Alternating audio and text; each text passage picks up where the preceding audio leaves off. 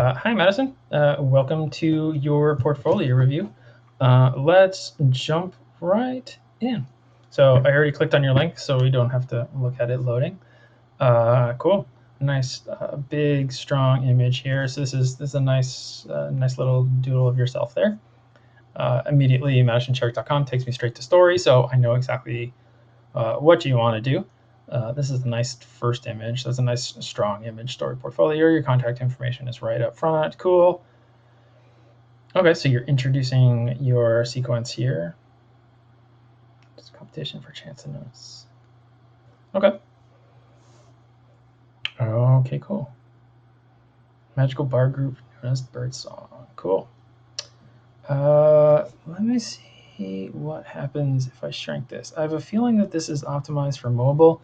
I'm going to guess this is Squarespace. Let me hit escape. Yep, it's Squarespace. Cool. Cool. So the slide share, is the slide share shrinking to meet mobile? It is, but it's still bigger. All right, cool. So there's a little bit of a problem, but not that big a deal. It looks like it's optimizing for mobile, which is cool. This isn't a big deal. If I were on a different computer, this would be less of a big deal. Cool. So let's look at Birdsong. Okay, decent perspective grid. Cool. So we pan down. Cool. So we cut in. Nice character drawings. All right, kind of board. Cool. Some decent posing there. Cool. Things are reading without dialogue. This is pretty good. Interesting. What was that? Okay.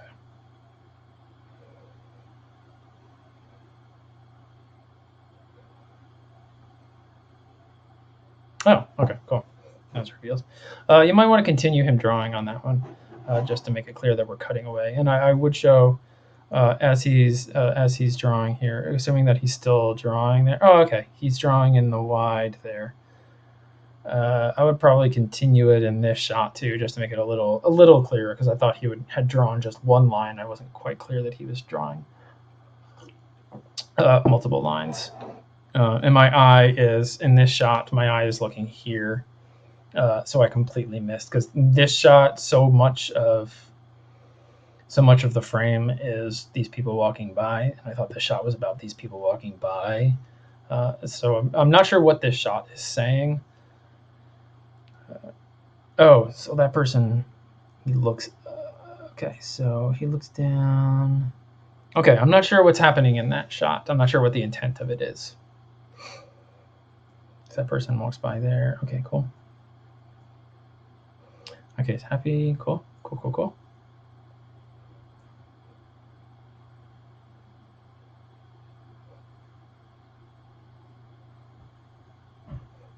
Okay, nice little cut on action there.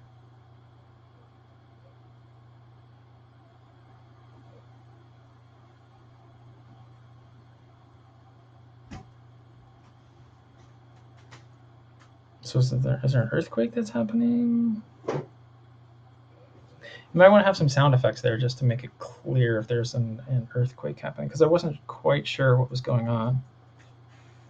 What was going on here? Oh, that's a cam shake. Okay. Oh, I see. Okay, that's why you have the arrows drawn. Oh, okay, cool. I would probably write cam shake on here. You wrote like cam shake and then earthquake sound effects, just to make it clear that it's a sound effect, or that it's an earthquake. I'm guessing that it's an earthquake. So flipping through. Cool. Okay, and the wine bottle falls over. Cool. That's a funny reaction drawing. I mean, your drawings are really cute and really appealing and nice and solid and dimensional. Cool. That's some fun little bit of animation. Cool.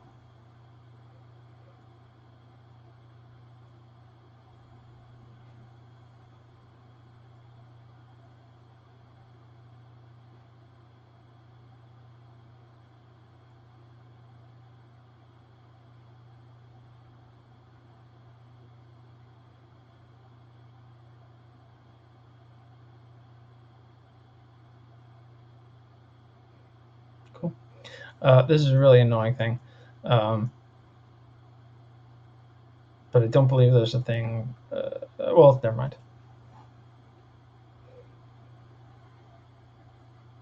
Cool.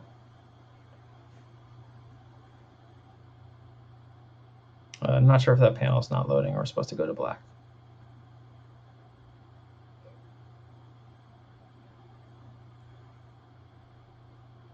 Okay, cool. Some nice anatomical drawings. Cool, so this line thing is running over. Okay, so he zips off. Does he, wait. I'm a little confused with the geography there. He gulps. Okay. He gulps, and then it looks like he's going straight off screen left.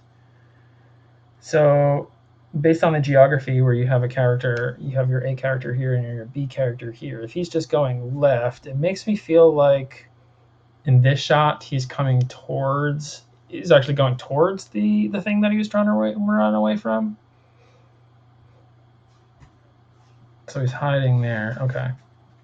Yeah, in that shot, it's feeling like I got a little confused on geography, because if your scary character is here, and your normal character was right here, and we were shooting this way, he zips off screen that way, and then when you cut to that next shot, it felt like this table was here and he was running about there. It wasn't clear that we were cutting to the back side of the table, and it was like back here, and I guess he was hiding right here, that he's running back there.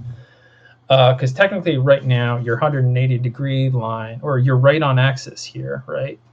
So or I guess you were shooting. Where were you shooting there? On those previous panels. Where did he appear? Because you go into POV shot, counter shot. But before that, okay, cool. So in that shot, the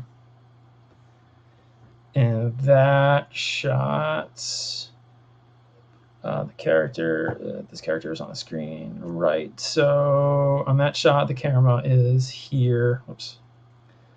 The camera was here, right? Or I guess, sorry, further back there.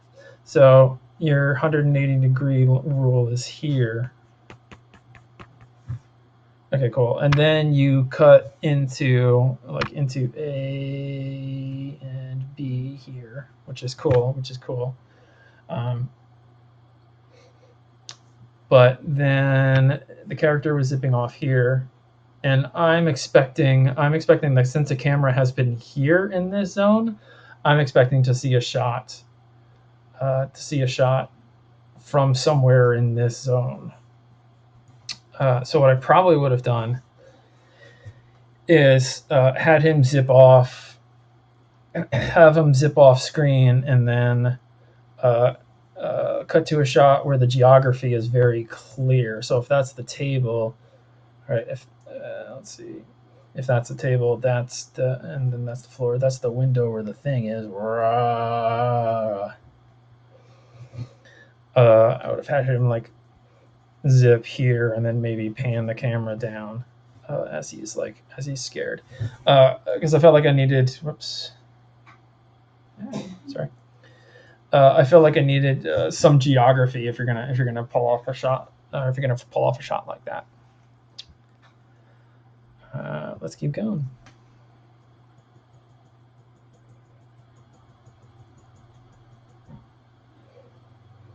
Yeah, he could have done this shot if just by showing the guy up here, the angry guy up here, and then panning down as he comes around. Okay, and then this is a reverse shot. Okay, now he's gone. All right, cool. Now the geography is clear here. But I'm going to challenge you. You didn't need this shot. You could have done just this, if we were shooting on the opposite side, you could have done this where he just peeks up and we just pan up and the guy's not there. So you could cut this shot and just combine this one and the shot 2 previous. And then you cut to the reverse. And then he comes up. Okay, cool. All right, dope. That's a nice reveal.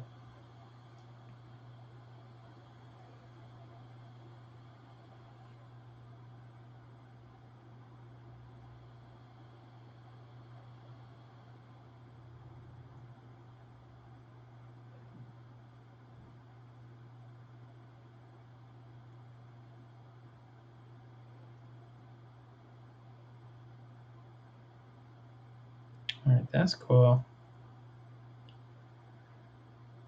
That's dope. This to this, we're not gaining any new information here.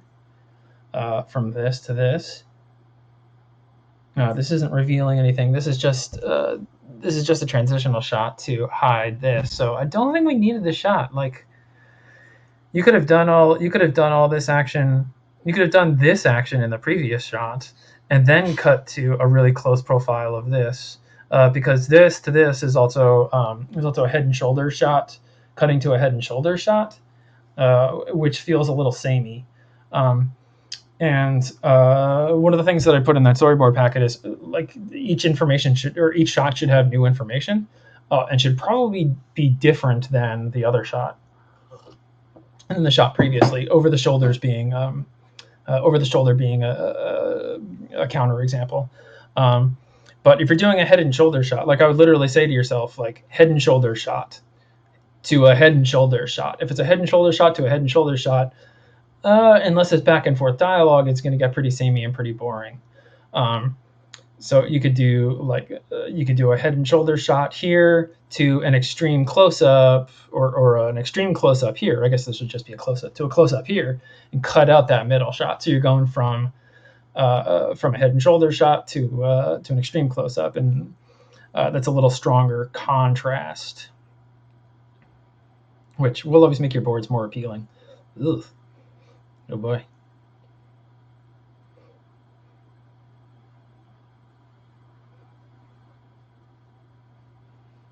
Okay. And again, you probably could have cut this intermediate shot.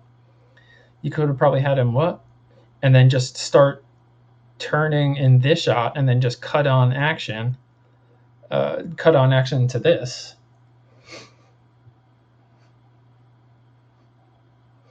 And then you go into over the shoulder. This is nice. I probably would have.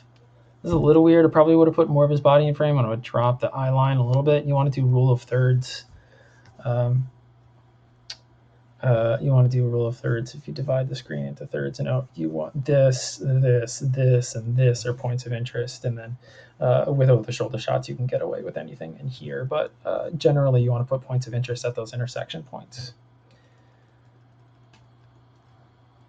So this is a little weird because we have so much negative space here and negative space here that it feels a little weird. But then this is good. This is just the right amount of negative space.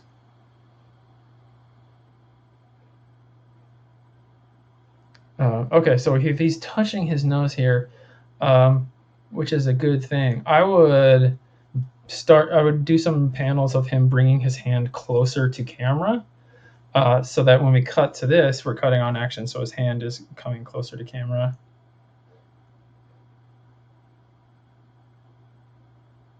Okay. All right, cool. So we get zapped. So as soon as we cut wide, and this is the thing that I'm seeing a lot in portfolios, as soon as we cut wide, the audience knows something's going to happen. Because you're telling the audience, hey, this is a new, I need this new angle in order to show something. And if you cut wide, it releases the tension. This is a nice tension moment where it's coming so close. It's coming so close. It's coming so close. What's going to happen? And then you interrupt that moment with the shock. So I would have that shock start in this shot, just hit him, and then continue on action in this shot. I'm not sure if that's lightning or if it's fire breath or whatever it is. It might be revealed later. But I would have that shock happen in this shot because this is where your tension is. This the tension of this scene or this shot is this what's going to happen when he touches him? What's going to happen when he touches him? That's a natural tension when you have something coming to something else, especially something like a touch. And then you undercut that, unfortunately, with a cut wide, and then we know something's going to happen. So the audience has lost the surprise. So as soon as you cut wide, you lose tension, especially in a tender moment like that. Okay, so this is fun. He looks up. Okay, that's some nice foreshortening. That's real cool. Again, this to this. I mean, why not just have the camera, instead of cutting to this shot, why not just have the camera follow him as he goes across? Because all you're doing is moving the camera back in order to cut back, right? So the character is going off screen. So like if this character is going here to here, right? And then your big character's here. So first the camera is here, and then the camera is here, right? So you're cutting back here. Why not just have the camera come and pan back with him so that it's unbroken? Because if you have a character leaving frame only to cut to the next shot, to have them enter frame in the exact same way, I mean, it's a little more of an upshot, but it's still like, why did you cut? Why not just pan back with them? Or sorry, why not just pull back with them and keep them in point of view, and then reveal this body, so it stays in that character point of view. So here is cool. So why the rack focus? Because in the rack focus, we're not gaining anything. This is just kind of a lump shape. And I'm not sure why we're rack focusing. We're not rack focusing to reveal an expression. We're not rack focusing to show anything new. It's just a rack focus. And then there. So I wouldn't even rack focus. I would just cut to this.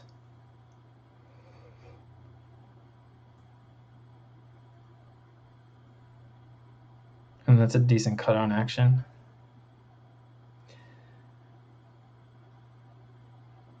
Okay, so this is a little weird. Why does he turn away? So he turns away 3/4, but then is still looking down there. And then when you cut to this shot, he's still looking down at the guy. So why did he turn, I guess, profile, but still look at that? And then we cut to this. So we're also losing a little bit of this character's point of view. So if we wanted to cut to this next shot, I would have his eye dart look over even earlier and then motivate it. And that would motivate the cut. Because I'm not sure why he's turning away here and then cutting to this angle. If we're in the character's point of view, if we're into this character's point of view, like he or she is, or they are the emotional anchor of this, we want to track with their eyes. So if we're showing this, we're showing the audience something before the character sees it, but them having been turned away like that makes me think that the character is going there. So either if you want to do this shot and reveal to the audience something that's happening before this character sees it here, I would just keep the character looking down here, sorry, you can't see where I'm pointing. I would have the character looking down here still, and then cut to this shot, and have them still looking down here, and then something motivates them to eye dart over. Okay, cool.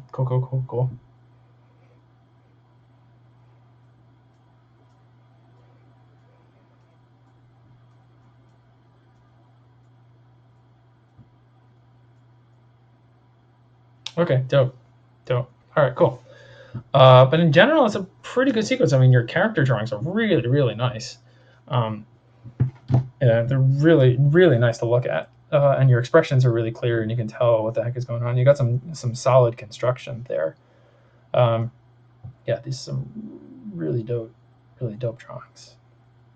And everything was pretty clear, except for the geography. Everything was pretty clear without any dialogue, besides a couple of small moments that I mentioned. But most everything reads without the dialogue, which is pretty solid. And your drawings are really fun. I mean, I'll kind of scrape through these and see if I'm seeing the same kind of thing. Yeah, from there to there, not really gaining much except for that. So then the cut in, that's a nice cut in. Cool. So yeah, I would look at, you really got to make the audience understand whose POV it is, or whose point of view, and who's the point of view character for the scene, and then track with their point of view, and really look at compacting your shots. Because sometimes you're cutting, I'm seeing it a little bit in here, not as much, but like that to that, that's a jump cut. Didn't necessarily need to cut in. I'm not sure whose point of view we are there. So he comes up and looks at the sheep. Cool. So I'm not, what about it? So I'm not sure whose point of view this is. If this was this character's, if James's point of view here, I would have them look back towards camera to motivate the camera cut. And then I don't know where the sheep went here. So got a couple of character geography things. So I'd really plan out your character geography, really let the audience understand where characters are, and understand who your point of view character is. And the audience's attention is like a ball that you're constantly tossing, and you toss that by having characters receive the ball, and then throw the ball. And they receive the ball by a reaction shot or just a take or something, and then they throw the ball by eye darts to motivate the camera. So it's like, okay, you're looking at me, reaction shot, oh, blah, blah, blah, blah. I'm going to look at this character, eye dart over, say something to them. When I say something to them, I'm throwing the ball, you cut, and then you cut to the other character receiving the ball, receiving the camera's attention. So think of the audience attention as a ball in the air, and you want to cut when the ball is in motion, when the ball is being thrown to another thing, or you want to make the audience like, hey, look at this, you're chucking the ball over there, or a character is reacting and then receiving the ball. Yeah, I hope that metaphor makes any sense at all. But yeah, your character expressions are really solid, and your drawing is really nice. And I really understand the emotions, and it's really specific emotions in each one of these drawings. And I really admire kind of the anatomy that you break down. I would just work on your character geography and compacting your shots. But really good stuff, and I'm excited to see what you do next. Thanks.